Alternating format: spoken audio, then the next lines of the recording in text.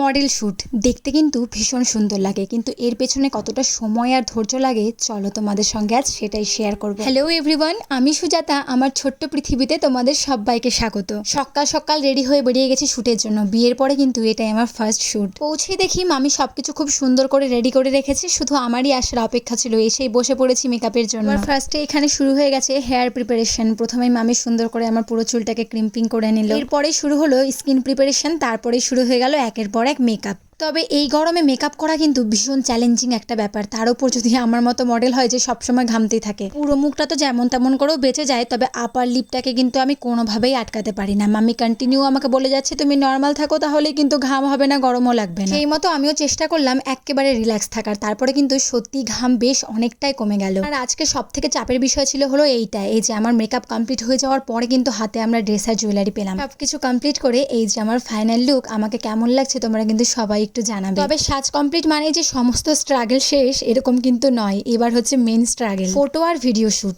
এত গরমের ভিতর এত লাইটে শুট করাটা কি অতটাই সহজ? একটু করে শুট করছি আর ঘামুচ্ছি, এভাবেই শেষ হলো আজকের আমাদের শুট। এখন আমি মেকআপটা সুন্দর করে রিমুভ করে নেব। সুন্দর করে সাজার পর সেটা রিমুভ করতে মনটা যে এত কষ্ট হয়, কিন্তু কি করব বলো, এই মুখ নিয়ে তো আর বাড়ি যেতে পারবো না। ভিডিওটা আজকে এখানেই শেষ করছি। কেমন লাগলো আমার ভিডিওটা সবাই অবশ্যই জানাবে।